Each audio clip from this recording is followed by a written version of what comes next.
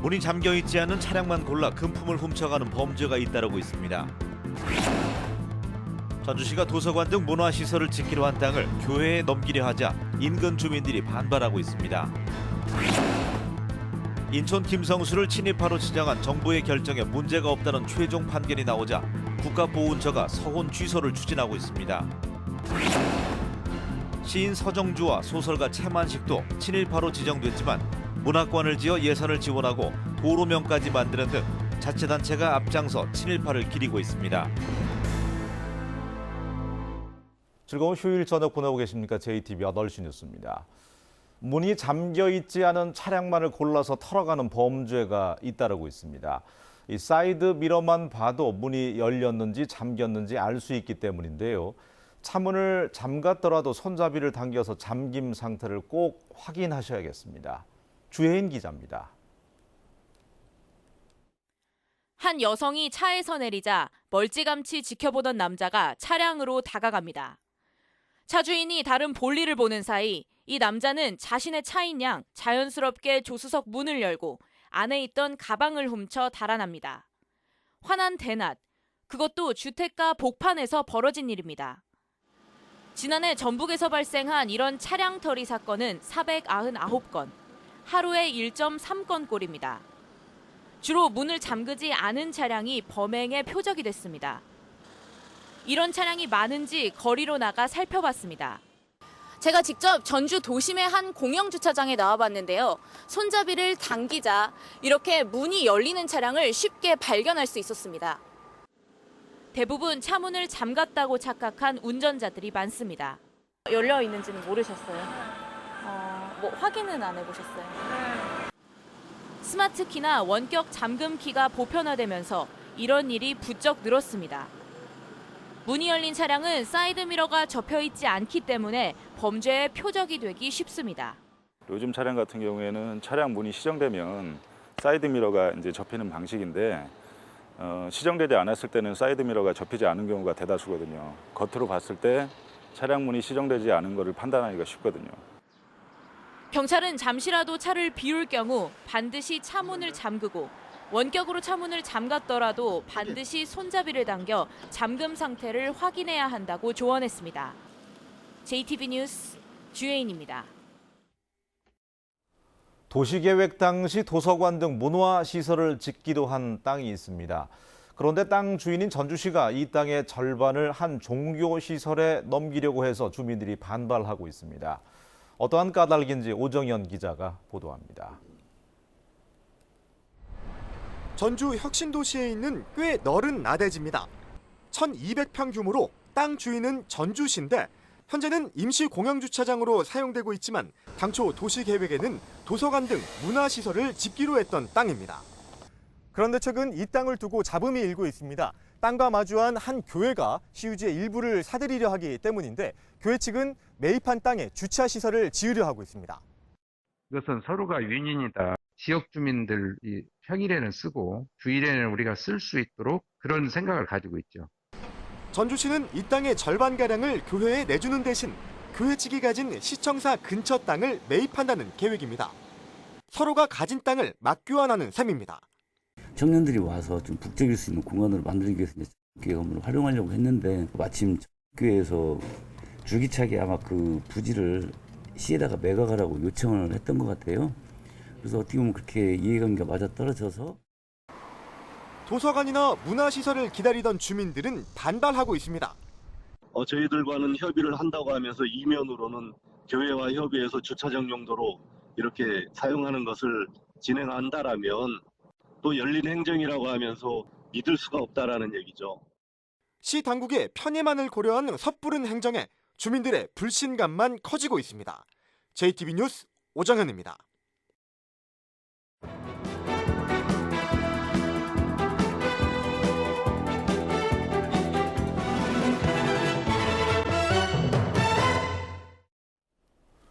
고창 출신 인천 김성수는 일제강점기 민족을 이끈 지도자이자 변절한 친일파라는 평가를 동시에 받고 있습니다.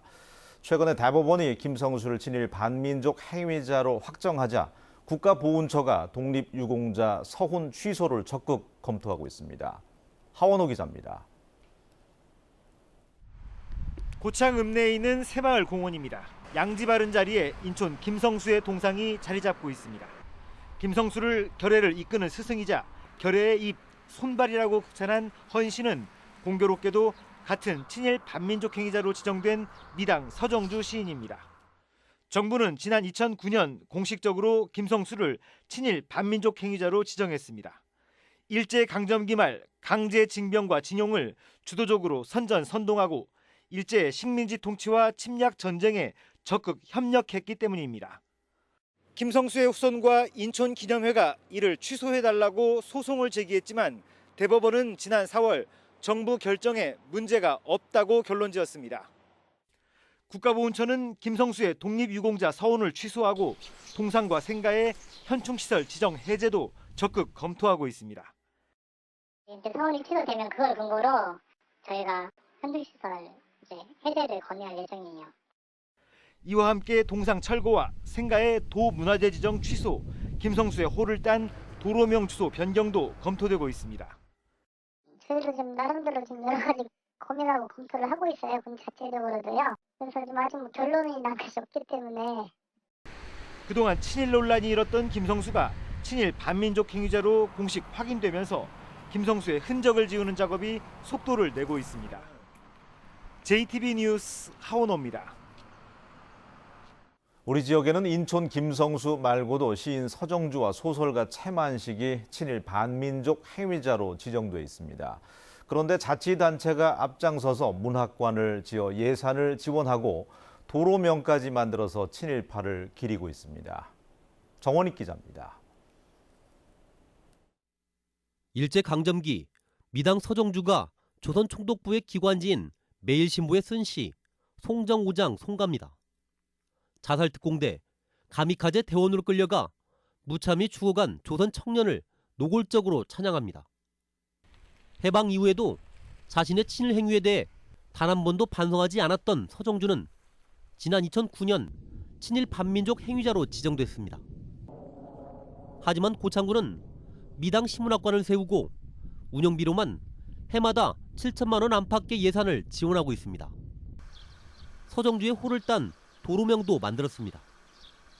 예산 지원을 중단하고 도로명 주소를 바꾸라는 요구에도 응하지 않고 있습니다. 도로명을 바꾸기 위해서 어떤 행정절차를 진행하거나 하는 것은 지금 없습니다. 군산시도 마찬가지입니다. 친일 반민족 행위자로 지정된 소설가 채만식의 문학관을 만들어 4천만 원 안팎의 예산을 지원하고 있습니다. 채만식의 호, 백릉을 딴 도로명도 4곳이나 됩니다.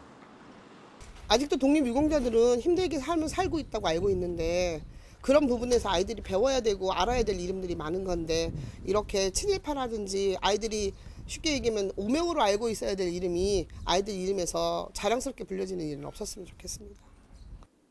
문학적 성취와 친일 행적은 별개로 봐야 한다는 의견도 있습니다.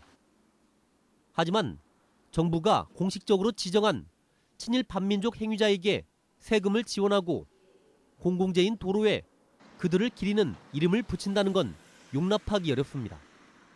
이제는 국가가 나서서 역사 정의를 바로 세우고 각 부문에 있는 특히나 도로명 주소 그리고 친일파 동상들을 제거하는 데 앞장서야 될 거라고 생각을 합니다. 지난 2015년 친일파를 기념하는 시설물을 만들지 못하게 하고 이미 설치된 시설물은 2년 이내에 공개하지 못하도록 한 법률안이 발의됐지만 지난해 5월 자동 폐기됐습니다. JTB 뉴스 정원익입니다. 동학농민혁명 기록물이 세계 기록유산 등재 후보로 선정됐습니다. 수년째 터덕거리는 동학농민혁명 기념공원 사업 조성에 파란불이 켜졌습니다. 송창용 기자가 보도합니다. 123년 전인 1894년 반봉건을 내세운 동학농민군이 처음으로 관군을 크게 물리친 정읍 황토현 전적지입니다. 역사적으로 큰 의미를 갖는 곳이지만 지금은 풀밭이나 다름없습니다. 동학농민혁명 기념공원은 이곳에 400억 원을 들여 추모관과 연구소, 체험시설 등을 짓는 사업입니다. 동학농민혁명 역사적 의미를 바로 세우고 그다음에 전국적인 혁명의 의미를 되살려 나가는 어떤 메커로서 자리매김을 해 나가고자 합니다. 동학농민혁명 기념공원 조성 사업이 시작된 해는 지난 2014년입니다. 하지만 지금까지 이렇다 할 진전 없이 터덕거리고 있습니다. 처음에 전액 국가예산 지원을 계획했던 정부가 갑자기 지방예산 50% 분담을 요구했기 때문입니다. 제주 4.3 평화공원과 이천 민주공원을 전액 국가예산으로 건설한 것과 비교하면 형평성에도 어긋납니다. 그런 맥락을 같이 해서 형평성 있게 정부에서 정부 국가 보조금으로 이렇게 지원을 해서 조성해가지고 운영하는 것이 맞다고 이렇게 생각을 하고 있고. 이런 가운데 동학농민혁명 기록물이 세계 기록유산 등재 후보로 선정됐습니다. 기록물이 국가문화재로 가치를 인정받아 기념공원 조성에도 파란불이 켜진 것입니다. 4년째 성과를 내지 못한 기념공원 조성이 기록물의 세계기록유산 등재 추진을 계기로 전환점을 맞은 만큼 정부를 설득해 국가 예산을 확보하는 게 큰 과제로 남았습니다. JTB 뉴스 송창용입니다. 대형 차량의 자동 긴급 제어 장치 장착을 의무화하는 법안이 발의됐습니다. 민주당 윤관석 의원은 자동 긴급 제동 장치를 장착한 버스의 경우 앞차와 위험한 거리 이내로 가까워지면 저절로 멈추기 때문에 졸음 운전에 따른 대형 사고를 막을 수 있다고 밝혔습니다. 전라북도는 1,400여 대의 시외버스와 농어촌 버스 가운데 이 장치가 있는 버스가 단 한 대도 없다며 법이 통과되는 대로 버스 회사를 설득해서 제어 장치 설치를 의무화하기로 했습니다.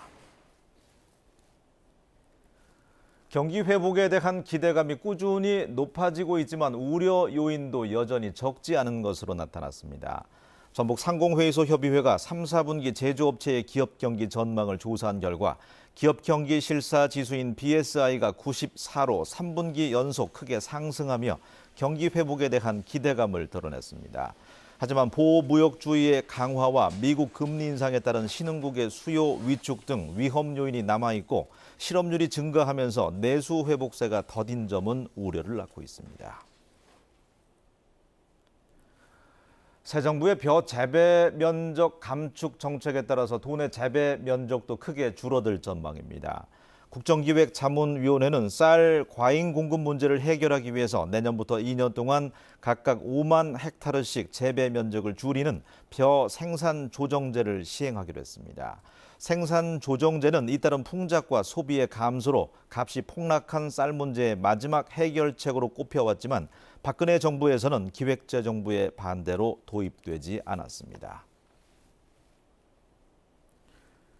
초중 고등학생 가운데 학교폭력 피해자는 초등학생이 가장 많은 것으로 나타났습니다. 교육부가 학교폭력 실태 조사를 실시한 결과 전북에서 지난해 피해를 본 적이 있다고 응답한 학생은 모두 1,329명이었으며 이 가운데 초등학생이 가장 많은 것으로 나타났습니다. 초등학생의 피해 응답률은 2.2%로 지난해보다 0.2%포인트 상승했습니다. 피해 유형으로는 언어폭력, 집단 따돌림, 스토킹의 순으로 많았습니다. 지난주 전북 서해 보름달 물 해파리 출현율이 전국에서 가장 높은 66.6%로 조사돼서 어민들의 피해가 우려됩니다. 국립수산과학원은 어민들을 상대로 한 조사 결과 서해에서 당분간 보름달 물 해파리가 계속 늘 것으로 보인다며 조업을 할 때 어민들의 주의를 당부했습니다. 오늘 오전 6시 반쯤 전주시 우화동 아중 저수지에서 25살 임모 씨가 물에 빠져 숨져 있는 것을 주민들이 발견해 경찰에 신고했습니다. 경찰은 국립과학수사연구소에 부검을 의뢰해서 정확한 사망 원인을 조사할 계획입니다. 날씨입니다. 전북은 오늘 흐린 가운데 하루 종일 후텁지근한 날씨가 이어졌습니다. 오늘 밤부터 내일 새벽 사이 일부 지역에는 빗방울이 떨어지겠고 열대야가 나타나는 곳도 있겠습니다. 내일도 대체로 흐린 가운데 아침부터 저녁까지 곳에 따라 5에서 40mm의 소나기가 내리겠습니다. 낮 최고 기온은 전주가 30도 등 29도에서 31도로 오늘과 비슷하겠습니다. 전주기상지청은 당분간 후텁지근한 날씨가 이어지다가 화요일인 모레와 목요일에 비가 내릴 것으로 내다봤습니다.